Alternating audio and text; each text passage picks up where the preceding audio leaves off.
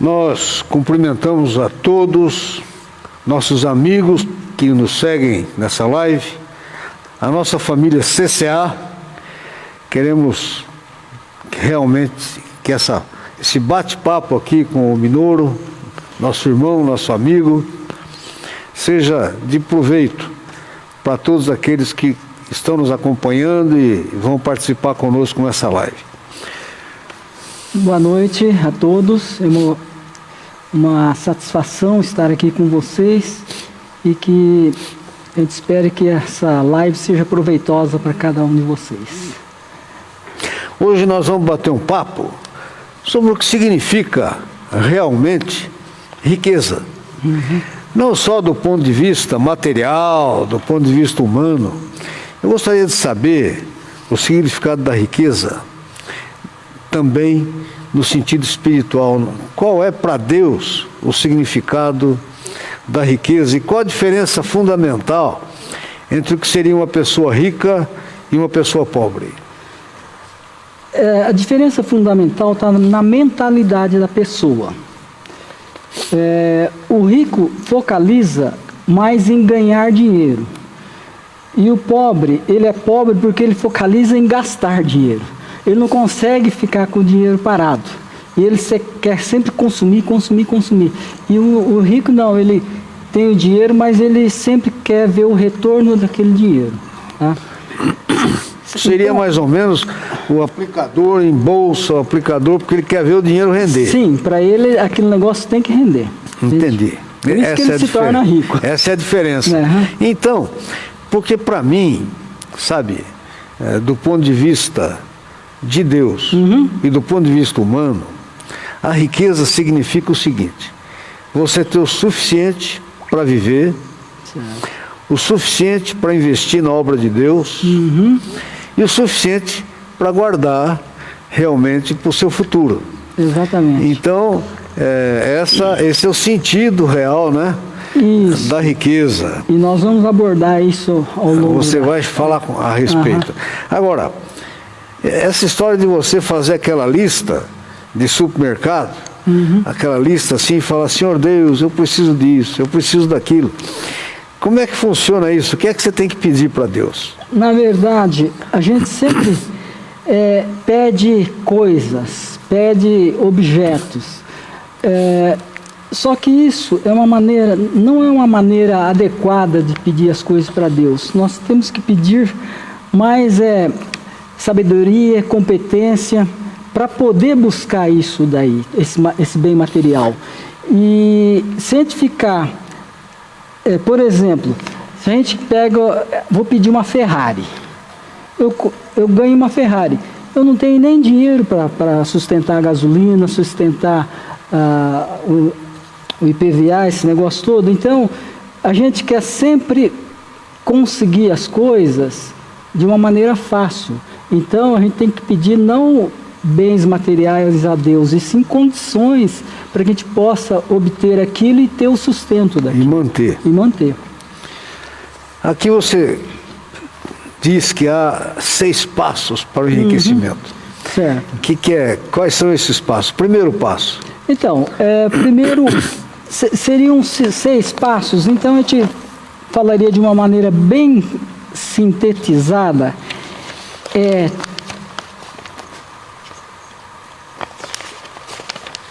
Seria fazer. Primeiro você precisa aprender a ganhar, fazer dinheiro. Agora, nem todos que fazem, eles conseguem manter aquele dinheiro. Então, fazer, ter, possuir aquela riqueza, aproveitar, saber aproveitar também, não é só ganhar, e também saber doar. Aí é que entra a parte espiritual. Tá? Entendi. Então, é muito importante que a gente saiba exatamente os 6 passos. E o último passo, eu falei 5, né? E o último passo é ter a consistência para repetir isso, os 5 passos anteriores. Entendi. Tá? Porque eu analiso assim também, que você... eu já passei por uma experiência interessante, em que eu não sabia controlar dinheiro. E que eu ganhei muito dinheiro e sempre estava no vermelho. Certo. Entendeu? Comprando coisas e não sabendo realmente delimitar o gasto. Certo. Então, isso que você está falando aí é muito interessante. Depois eu passei a ganhar um pouco menos, mas consegui lidar melhor com o dinheiro. Exatamente. Então, é bem interessante isso. Não é o ganhar, não. Todo mundo pensa em ganhar, ganhar, ganhar.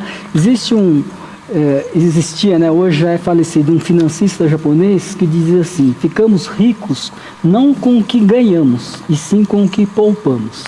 Tá? Tem que saber como lidar com o dinheiro. Isso. Então, veja bem, eu não sou muito favorável quando se fala assim, acumular. Hoje eu penso, porque tem assim, como é que você vai acumular dinheiro ou patrimônio? Como é que você pensa?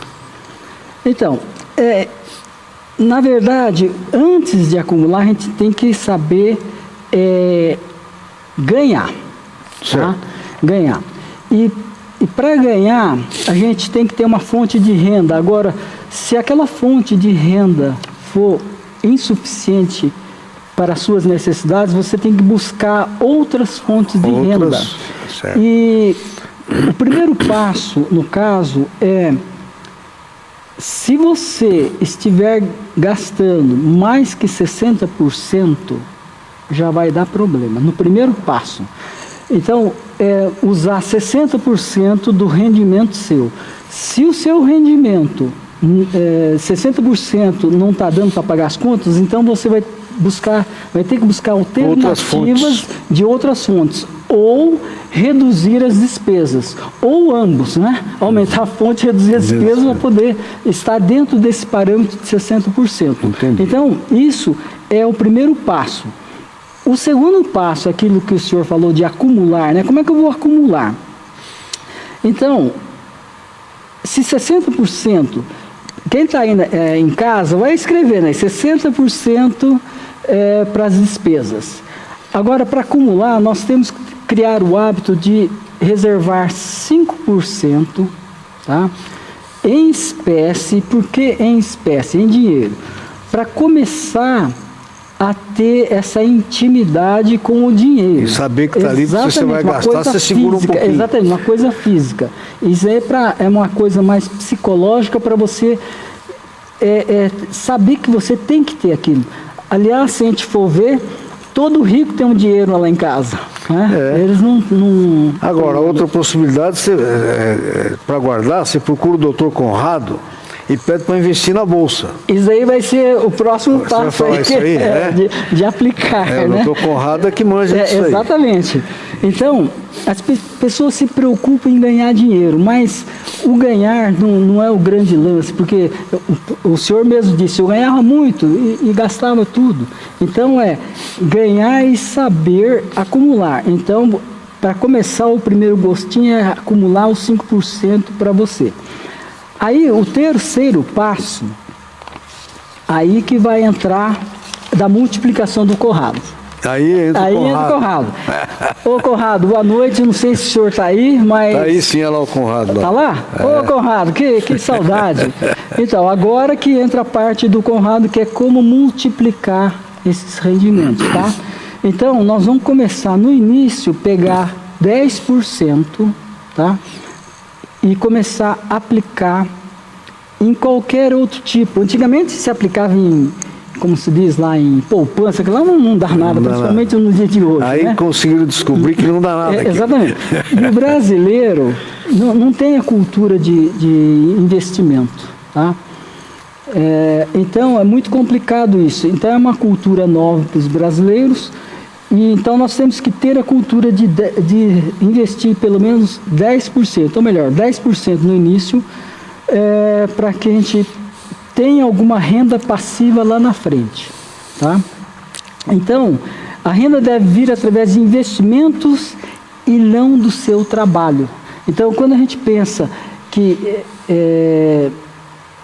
toda a renda tem que vir só do trabalho, essa pessoa nunca vai ser rica, porque ela tem que estar sempre separando no início 10%, investindo para que lá na frente você possa viver de renda e não do trabalho em si. Isso. Tá? Perfeito. Então, assim você pode aposentar e continua tendo a renda, tá? Mesmo parando de trabalhar. Tem gente que, por exemplo, investe em imóveis para alugar, investe. Agora, na sua opinião, é melhor você ter um investimento na bolsa ou você ter imóveis? Boa pergunta. Na nossa cultura foi colocado muito de imóveis. Então, hoje, o próprio Conrado, ele é meu professor, ele me ensinou muito. Eu preciso ter mais lições com você, hein, Conrado? Então, o Conrado, ele diz que é melhor você ter na bolsa do que um imóvel. Exatamente, é melhor ter na bolsa. Agora, tem várias maneiras de aplicar na bolsa, no curto prazo, no médio e longo, tá? O Conrado gosta mais de ganhar no curto prazo, no curtíssimo prazo de preferência, né? Claro. Se puder ganhar no curtíssimo prazo, é melhor. Mas muitas vezes a pessoa não tem muito tempo, não tem muita experiência, então é melhor aplicar em algum fundo que dê garantias, né? E aí você vai ter um retorno. Pelo histórico você consegue aplicar e ter retorno, tá? Aqui está dizendo que o rico só sabe ganhar, lucrar e não pensa em usufruir da vida, é verdade? Não é. Não é. A gente pensa que o rico o rico verdadeiro, né? Porque tem o rico, os novos ricos. Os novos ricos, eles ficaram ricos por alguma oportunidade no mercado e tal, e eles não criaram ainda a mentalidade da riqueza. Então, muitas vezes a pessoa trabalha e destrói a família, tá? E não sabe usufruir. Trabalha, arruma um amante porque já não se dá bem com a esposa, enfim, destrói tudo, destrói os filhos, destrói a família, e isso acontece muito. Então, para tudo na vida nós temos que ter equilíbrio. O ganhar e o usufruir, e o doar também, né? Isso tudo faz parte. E usufruir, se você só trabalha, então a jornada em si de trabalhar perde sentido, a jornada de ganhar dinheiro. Porque ganhar dinheiro para quê? Só para ganhar mais dinheiro e mais dinheiro? Não, é uma carga muito pesada para você e para a família. E tem um preço disso. Depois você vai ter que pagar o preço. Então, normalmente esse preço vai afetar na sua família, né? E muitas vezes na sua saúde, né? Então, nós devemos ter esse equilíbrio e guardar 10% para os sonhos. O sonho seria usufruir da vida. Então eu vou guardar isso para quando eu tiver que fazer uma viagem, seja lá nacional, internacional, ele já tem aquilo suficiente sem se apertar, porque ele já está poupando, já está fazendo aquela poupança de 10%. Eu faço cada passeio, rapaz. É assim. Minha mulher diz assim, eu quero ir no shopping em São Paulo. Pronto. eu guardo o dinheiro só para ir no shopping com ela. Tá ótimo. Aí você dá o cartão para ela, tá tudo certo. Se eu der o cartão para ela, aí ela fica feliz. Ela economiza pra caramba. Eu que então gasto. Tá bom. Eu dou o cartão, aí não tem gasto. Mas da visão espiritual, né? Uhum. Para você, o que significa abundância na vida, né? Olha, para abundar, a gente tem que doar. Porque é uma lei de Deus. Eu não tinha essa visão, tá? Não tinha essa visão. Então a gente deve doar para abundar e transbordar as riquezas na vida dos outros. Então, existem as bênçãos que a gente recebe. Existe a bênção de provisão e a bênção de multiplicação. Tá? Então, quando a gente doa alguma coisa, então você está abençoando a vida da pessoa. Mas, se a pessoa não me abençoar de volta, o que vai acontecer? Você está abençoando e a pessoa está sendo um mar morto, porque ela não está... Não tem gratidão. Exatamente. Mas eu quero te fazer uma pergunta, fora um pouquinho. Tá. Independente, porque nós sabemos que existe uma lei espiritual, que quando você investe no reino, sim, Deus vai te dar retorno. E é com Deus, não é com a pessoa. Exatamente. Agora, é interessante porque hoje, dentro das grandes empresas, existe a ideia, lá tem cursos de liderança e tal, existe a ideia do indivíduo lançar o dinheiro sem conhecer Bíblia, porque ele sabe que isso dá retorno. É interessante, você já viu isso? Existe, sim, porque não só a Bíblia ensina isso, também outras religiões ensinam isso, e aí as pessoas vão aprendendo. Que é uma lei espiritual. Exatamente, não depende de religião, é espiritual, é de Deus mesmo. Entende? É interessante isso. É super interessante. Quando eu soube disso, falei, nossa, mas como é que funciona? E o problema é que normalmente é onde a gente mais tem dificuldade. Por exemplo, o doar inclui o quê? O dízimo e a oferta. E a oferta. Então, e o senhor mesmo disse há um bom tempo atrás que a última parte a ser convertida foi o bolso. É o bolso.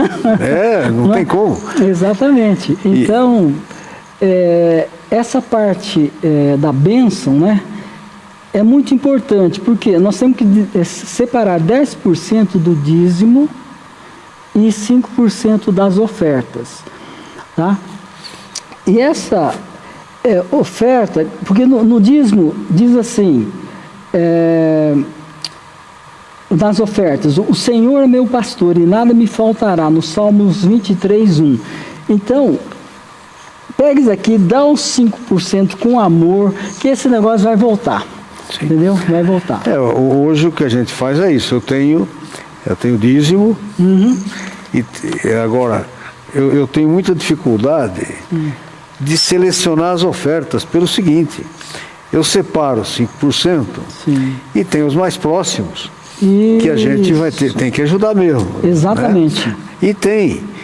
Mas como a gente é muito conhecido, e às vezes tem gente de longe, de fora, de outras igrejas que nos procuram, mas aí aqueles 5% eu já... Você vai dividindo. Dividir. Né? Vai dividindo. Então eu tenho tudo muito bem programado e fico, às vezes, num conflito, porque uma pessoa que eu não esperava e está longe de outra igreja, às vezes até eu preciso ver com o pastor por que ele não está fazendo lá a mesma coisa que a gente está fazendo aqui. Certo. Aqui, primeira coisa que eu disse, não vai faltar comida na mesa de ninguém. Você sabe disso, nós saímos comprando aí. Segundo, nós não temos condição de pagar as contas de todo mundo, aí é difícil. Não, aí não tem condições. Mas a gente tem condição, por exemplo, de discutir com olha, eu estou devendo X para energia elétrica, estou devendo Y da água, estou devendo... Bom, aí nós vamos brigar para fazer negociação por eles. Certo. Então essas coisas a gente tem que deixar claro, né? Porque eu sou muito procurado. Então as pessoas precisam saber que eu tenho já um compromisso. Mas, se for para brigar, para conseguir que tenha desconto, para conseguir parcelamento, para conseguir adiamento de pagamento, essas você coisas. Tá doando seu tempo. Nós estamos doando nosso trabalho. Conhecimento, né? seu trabalho, exatamente. Então, essas não coisas. Não é só dinheiro também. Não dá para a gente dividir tudo, né? Senão fica difícil. Exatamente. Mas é bom saber. E o princípio do céu o meu provedor é o Pai. É Deus. É Deus, né? E mais bem-aventurado é quem dá. E aí, quando você diz assim, mas eu estou orando por você. Se a pessoa não tiver fé, ele vai pensar que você que é um chavão, né? Entendeu? E não é, estou falando com o Pai. Exatamente. E muitas vezes a gente fala assim, mas a pessoa não tem fé. Mas se você tem fé e está orando para outra, Deus também te ouve, porque Sim, é a fé que move. É a fé. Mesmo ele não tendo fé ou ela não tendo, você tendo, você consegue. Deus vai mover, né? De alguma forma. Exatamente. Agora, qual o último item para se tornar rico? O último item é a soma de todos os 5 itens. Entendi. E ganhar mais, gastar menos? Poupar, aplicar, saber aplicar, saber doar. Isso aí. Né? E o que são essa quinta? Mas aplicar, eu tenho que aplicar os 5 itens, tá bom. Existe uma palavra chamada consistência. O que seria consistência? Consistência é formada por 3 palavras, seriam os 3 P's. Perseverança, persistência e paciência. São as 3 irmãs gêmeas. Só que muitas pessoas falam, mas perseverança e persistência não é igual? Não. Perseverança é a força para você ser persistente. Persistente é você repetir aquilo. Repetir os seus atos. Sim. Tá? Então, aí é que está o segredo. E com paciência. Os 5 itens e aguardar. Exatamente. Tem que esperar o resultado. E ser constante, né? Então, ter essa consistência. Se você tiver essa consistência, aí sim você vai conseguir... Isso é o primeiro passo. São 4 passos. Como hoje... O tempo é curto, né? Isso faz parte de um curso, né? De finanças. Aliás, é um curso que a gente vai dar lá na frente, né? Você tem que pôr o Conrado com você. Nessa parte de investimento, ele é o craque. Ele é o nosso mestre. Então, essa consistência é muito importante. Senão, não adianta você começar a poupar e gasta. Ou você doa uma vez, depois não doa. Ou seja, tem que ter consistências nos 5 itens. Tá? E aí sim você vai começar a fazer, dar esses passos mais sólidos e vai começar a ter consistência financeira também. Ok? Maravilha. Olha, a gente está falando hoje de finanças numa fase tão difícil, numa época de crise. Exato. Mas eu quero dizer para você que eu tenho visto e já trouxe aqui entrevistados que vieram dizendo exatamente isso que nós estamos estudando aqui. Só que eles não fizeram porque conhecem, porque tem curso. Foi intuitivo. Foi intuitivo. Que eles viram que aquilo, né, o que eles faziam não estava dando certo mais, mudaram a forma de fazer, abriram novas perspectivas e deu um resultado. Eu trouxe aqui duas sextas-feiras, 2 empresários que tiveram resultados fantásticos na crise, porque eles mudaram a forma de fazer. Isso. E tinham reserva para... Um deles trabalha com confecção de roupa infantil. Ele teve reserva para fazer uma mudança, diminuir o custo. Exato. E foi exatamente isso que ele fez. E aumentou a venda. Quando ele começou a usar a internet... Certo. Pronto. Ele alavancou as vendas. Alavancou. Mais do que ele vendia antes. Sim, exatamente. Então, imaginem que A crise faz você criar Buscar alternativas. e buscar alternativas. Né? Exatamente. É bem interessante isso que nós estamos conversando, porque na prática eu vi Isso, já muita é a gente fazendo realidade. isso. Por outro lado,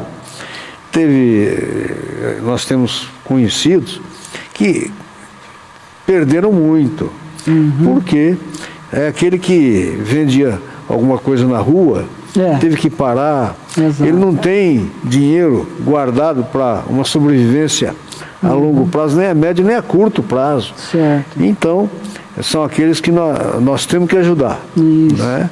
Mas a ajuda que eu comentei e que nós estamos fazendo é essa. Não deixar faltar pão na mesa. É, o básico, né? O básico. E brigar, quando tem uns lá, não, como é que eu faço para pagar a água? Como é que eu faço? Bom, nós vamos brigar para ele conseguir. Até ele passar esse até período. passar esse período. Estão brigando na Câmara também por isso. Exatamente. Então, essa é a ideia. Cesta básica, isso nós não deixamos faltar. E ajudar a sair da crise, criando uma consistência para que ele possa, depois que passar tudo isso, começar a pagar as contas, porque água, luz, entendeu? Débito de aluguel, essas coisas nós não temos como. Aí não tem condições. Exato. Então, numa época de crise, por exemplo, vai pegar muita gente despreparada. Então, essa pandemia é uma coisa que a gente tem que pensar, aproveitar já esses 6 passos e começar a aplicar para que, se um dia acontecer alguma crise também, você já está preparado, calçado. E também criar novas perspectivas de trabalho. Exatamente. Mas, inclusive, eu estou, na próxima sexta-feira, nós vamos estar entrevistando, só que vai ser gravado. Certo. A diretora do Emprega Mogi, da Secretaria. Ótimo. Ela é da Secretaria do Desenvolvimento, e ela faz um trabalho arrumando, vê o que a empresa precisa, se precisar de algum curso rápido, eles dão para encaixar naquela empresa. Certo. E uma das coisas que eu vou perguntar, inclusive eu já estou lançando aqui, que eu tenho pessoas conhecidas que são aposentados. Está aposentado, então ele tem um salário. Só que, de repente, o filho desempregado, os netos, foram para a casa dele. E agora, aquilo que ele tinha o suficiente para pagar aluguel e comer não está dando mais. Já não dá mais, exatamente. Tem jeito de se arrumar para esse avô algum trabalho que seja informal, através dessa diretoria? Isso é uma coisa que nós temos que ver também. É super interessante. De repente, alguma empresa que tem lá um carro parado, e ele pode trabalhar de motorista entregando verdura, como está acontecendo. Exato, dá para aproveitar essa mão de obra. Então são as coisas que nós temos que ver e criar. Isso aí, através da Câmara, eu vou ter que ver como fazer. Perfeito. E eu quero dizer então para você o seguinte: em primeiro lugar, tenha fé em Deus. Nós estamos passando por um problema e é uma fase. Segundo, isso vai passar. Terceiro, Deus está olhando para você e sabendo o que é que você precisa. E nós estamos orando para que nessa crise você saia vencedor. E que depois dessa crise você vai ter soluções melhores de tudo que você já viu. E eu quero que você saiba isso. Nós queremos te ajudar. E naquilo que for possível, você vai poder contar. Família CCA, nós estamos aqui abertos para orar por você e fazer o que for possível para te ajudar a sair da crise. Amém? Você tem alguma coisa mais para ensinar para nós? Por enquanto é isso. Nós temos muito para falar ainda, mas lá nos cursos, né, que a gente está prevendo aí lá pela frente. Então já fica só essa palhinha, né, para quem se interessar e quem precisa desenvolver essa área, né? Então é dada a dica. Muito obrigado pela oportunidade. Perfeito. E nós agradecemos a todos vocês que estiveram com a gente. Gostaria de saber se tem alguma pergunta. Tá tudo bem? Então tá bom. Ok, então boa noite, Tudo de bom para vocês. Obrigado pela audiência. Eu quero agradecer a presença de vocês que participaram conosco, a Esther, o Conrado, um grande abraço, e dizer para você, tenha fé em Deus, e isso tudo vai passar, já está passando. Deus abençoe a todos. Amém, amém. Tudo bom.